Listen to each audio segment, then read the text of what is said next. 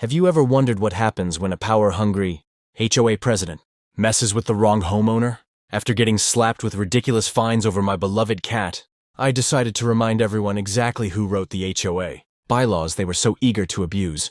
And let's just say, karma has a way of coming back with extra sharp claws. Welcome to my channel. Please subscribe if you want more Karen and HOA stories.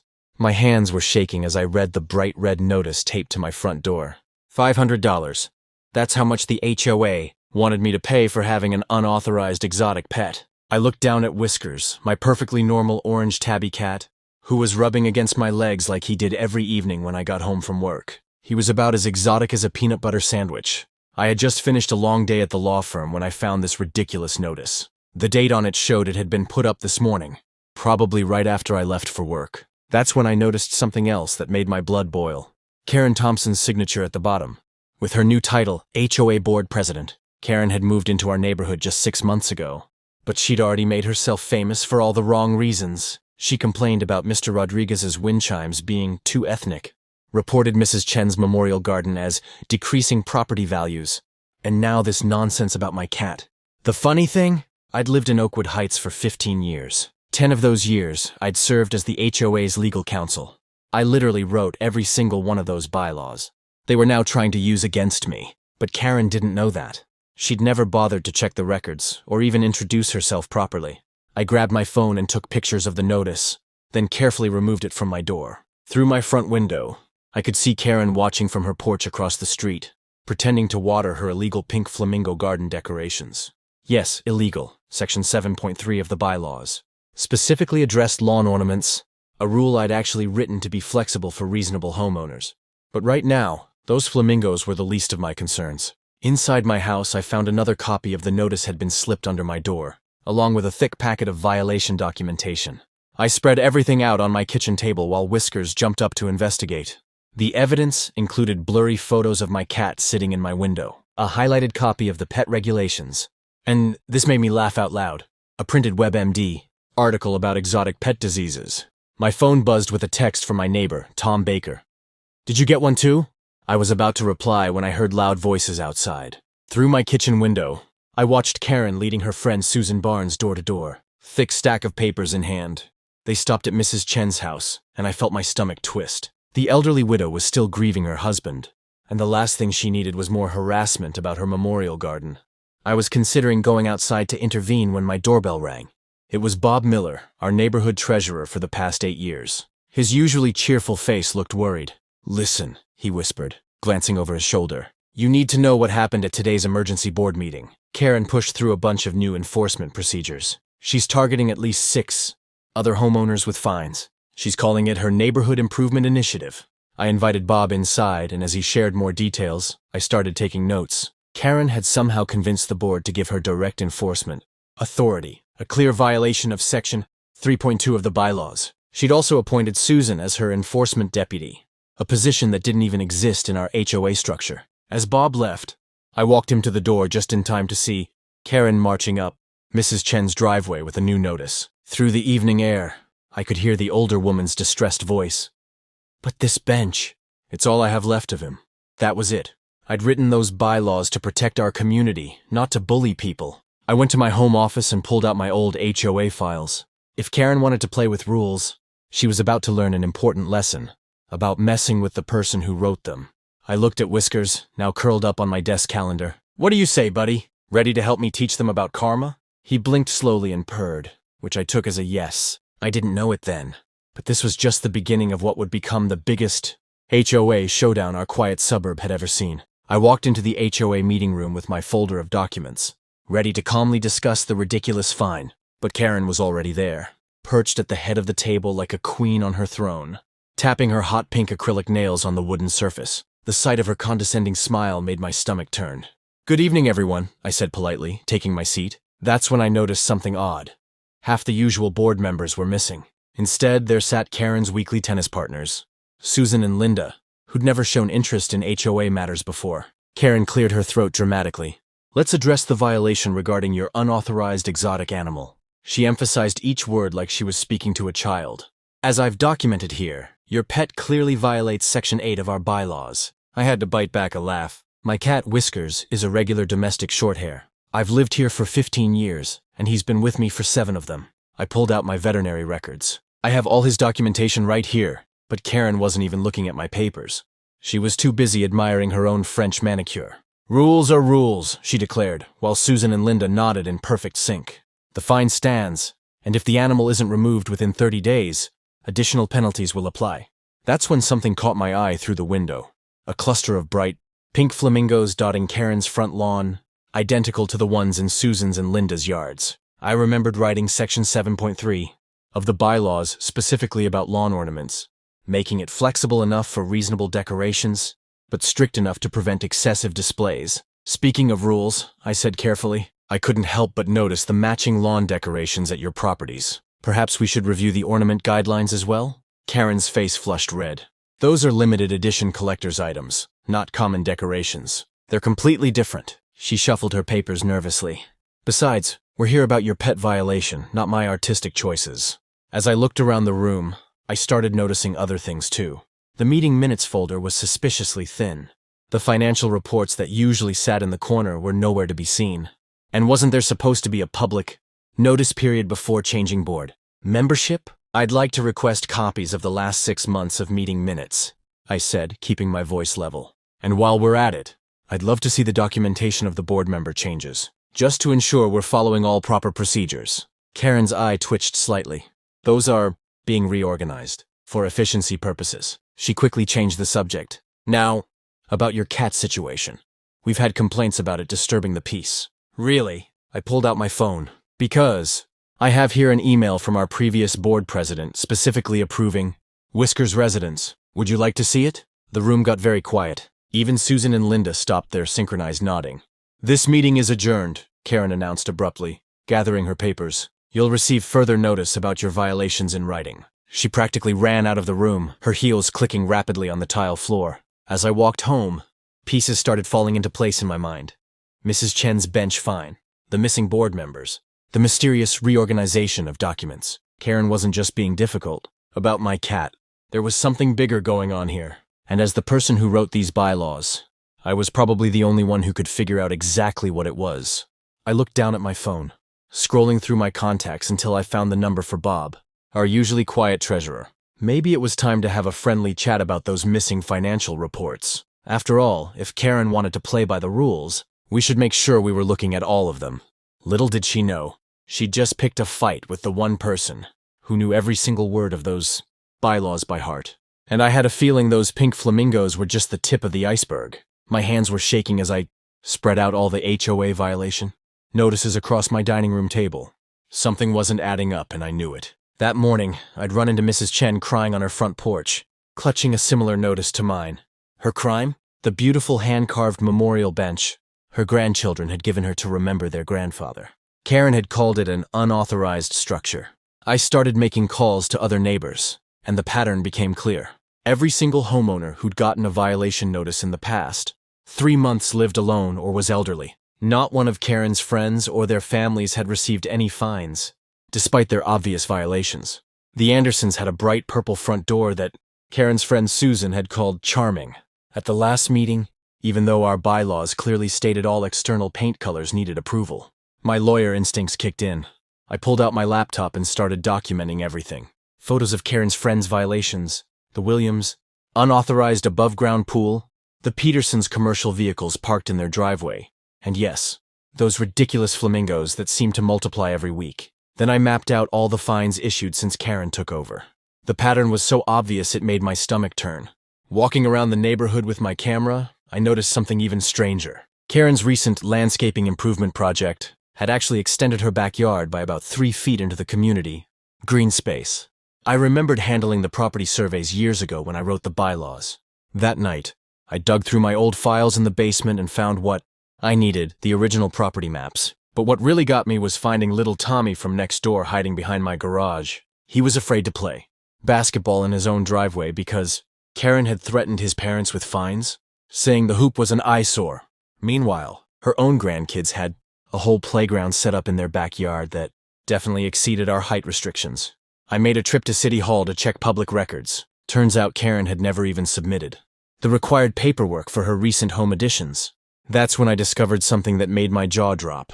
Her position as HOA president might not even be legitimate according to state laws about board elections. The next day, my doorbell rang. It was Robert, our retired former maintenance supervisor. "I've been waiting for someone to start asking questions," he said, pulling out a thick folder from his bag. I kept copies of everything. Inside were maintenance requests Karen had denied without board approval, emails showing her directing contracts to her brother's company, and photos of property damage she'd blamed on innocent homeowners. Just as I was organizing all this evidence, my security camera caught Susan sneaking up to my porch. She didn't leave a notice this time. Instead, she was taking pictures of my front door, the same door that had been approved by the previous board 5 years ago. I smiled, knowing I'd just caught her in the act of harassment. That evening, watching Whiskers curl up in his favorite window spot, I realized this wasn't just about my cat anymore. Karen hadn't just picked a fight with me. She'd picked a fight with every decent homeowner in our community, and she had no idea she was about to learn. A very expensive lesson about the true purpose of those bylaws I'd written. But first, I needed to make one more call to my old friend at the local newspaper. After all, nothing scares an HOA bully more than public exposure, and I had a feeling tomorrow's board meeting was going to be very interesting indeed. At first, I thought I was alone in this fight, but then Mrs. Chen knocked on my door at 7 a.m. with a box of old HOA letters. Her hands were shaking as she showed me 5 years' worth of unfair fines, each one signed by Karen with that same smug signature. While we looked through the papers, 3 more neighbors came by with similar stories.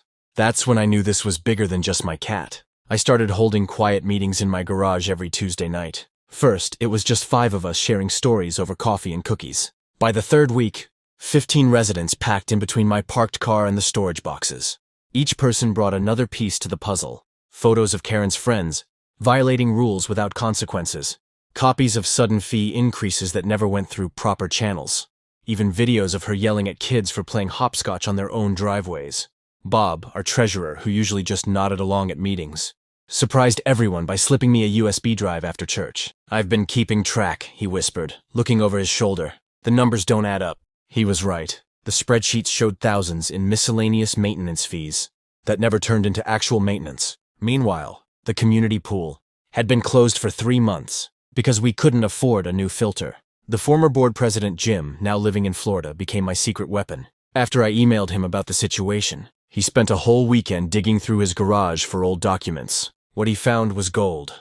The original meeting minutes from when I wrote the bylaws, proving that Karen had been making up rules that didn't exist. Even better, he had recordings of board meetings where she'd voted for the very things she was now fining people for. My dining room turned into something like a detective's office from those TV shows. I had maps of the neighborhood marked with red pins, showing every violation Karen ignored for her friends, and green pins for all the unfair fines she'd given to everyone else. The pattern was so obvious, it looked like Christmas decorations gone wrong. Sarah from the local newspaper, whose daughter had been fined for having the wrong color basketball hoop, started asking questions about our HOA's financial records. Funny how Karen suddenly had a scheduling conflict when asked for an interview. Even funnier was watching her speed walk away from the mailbox when she saw me, coming with my camera, documenting how her own yard didn't meet the standards she was enforcing on everyone else. The real breakthrough came when Lisa, who works at the county clerk's office, discovered that Karen had never properly filed some required HOA paperwork. She'd been so busy writing up fines, she'd forgotten to maintain the HOA's legal standing. I couldn't help but smile. All those years I spent making sure every I was dotted and T was crossed while writing these bylaws were about to pay off. As our evidence pile grew, so did our confidence. People stopped paying Karen's ridiculous fines. Kids started playing outside again. Mrs. Chen put up wind chimes, and for the first time in months, their gentle tinkling wasn't met with an immediate violation notice. We were ready for the next board meeting, where Karen would learn that karma doesn't just knock, sometimes it brings the whole neighborhood with it. The community center buzzed with tension as I walked in carrying my thick binder of evidence. Karen sat at the head table, wearing her usual smug smile and designer blazer, completely unaware of what was coming. The room was packed. I'd never seen so many neighbors at a board meeting before. Even Mr. Jenkins, who hadn't left his house since his hip surgery, had somehow made it. I noticed Karen's smile falter slightly when she saw my confident walk to the podium. Her friend Susan whispered something in her ear, but Karen just waved her off. Big mistake. Before we discussed the ridiculous fine about my cat, I began, my voice steady and clear. I'd like to address some concerning patterns I've discovered. I pulled out the first document from my binder, a property map of our community. Funny how every single fine issued in the past 6 months has been given to homes marked in red on this map. Karen's face twitched. Those are simply the violations we found. Interesting, I cut in, because these red marks perfectly match the homes of people who voted against your election last year. The room erupted in whispers. I wasn't done. And speaking of violations, let's talk about Article 2, Section 14 of our bylaws. Karen's face went pale. She knew exactly what that section was. I'd written it specifically to prevent abuse of power. The projection screen behind me lit up with archived photos of her house. Your unapproved pool installation last summer, the commercial vehicle parking violations, and oh yes, those lovely pink flamingos that somehow got a special exemption. Susan jumped up, her voice shrill. This is harassment. I calmly pulled out another document. Actually, Susan, according to the legal definition of harassment, which I've highlighted here from Section 8.2, a clause. I also wrote, this is called documented evidence of bylaw violations. Would you like me to continue with the photos of your unauthorized fence extension? The room was dead silent now. I could see Bob, our treasurer, trying to hide a smile. Karen's hands were shaking as she shuffled through her papers, desperately looking for something to counter with. But the real issue isn't just the selective enforcement, I continued, pulling out Mrs. Chen's fine notice. It's the blatant disregard for our community's values. This fine was issued to Mrs. Chen for a memorial bench, a bench that falls well within the acceptable guidelines. I specifically included in Section 5.7 about memorial structures. Mrs. Chen, sitting in the front row, wiped away a tear as several neighbors patted her shoulder. Karen's face had turned from pale to bright red. I saved the best for last. And now, about my cat Whiskers, the so-called exotic pet that triggered this investigation. I pulled out the original HOA pet clause, displaying it on the screen. I wrote this section myself 10 years ago, specifically including language to protect reasonable pet ownership. Would anyone like to guess who approved it? That's right, our former board president, who sent me this notarized statement confirming it. The room erupted in a mix of laughter and angry muttering. Karen finally stood up, her voice trembling with rage. This is all circumstantial. You can't. Actually, Bob interrupted, standing up with his own folder. I have the financial records showing unauthorized administrative fees that weren't approved by the board. Should we discuss those too? Karen looked around the room, suddenly realizing she was cornered. Her face twisted into an ugly scowl as she gathered her things. This isn't over. I'll sue every single one of you. I couldn't help but smile. Section 12.8. Karen, frivolous legal threats against board members carry a $1,000 fine. Would you like me to add that to your tab? The room fell dead silent as I opened my laptop and connected it to the projector. Karen's smirk started to fade when the first slide appeared. A side-by-side comparison of her house's unapproved, bright purple trim with the exact bylaw. She'd used to fine 3 other homeowners for their non-standard paint colors. Let's start with something simple, I said, keeping my voice steady. Section 4.2, which I wrote during the Great Paint Color debate of 2010. I clicked through photos showing each of Karen's friends' violations next to the fines she'd given others for the same things. Susan shifted uncomfortably in her seat when her 3-foot garden gnome collection appeared on screen. Bob, our treasurer, stood up next. I've got something to add, he said, pulling out a stack of papers. These are bank statements showing unusual administrative fees being charged to specific homeowners, all of whom have filed complaints against board members in the past year. The room erupted in whispers. Karen jumped to her feet, her face turning as purple as her house trim. This is a witch hunt. You can't prove anything. She grabbed her designer purse, nearly knocking over her water bottle. I'll sue every single one of you. I calmly held up my hand. Before you make threats, Karen, you might want to review Section 12.8. I pulled up the relevant page. I added this clause specifically to protect homeowners from retaliatory legal action.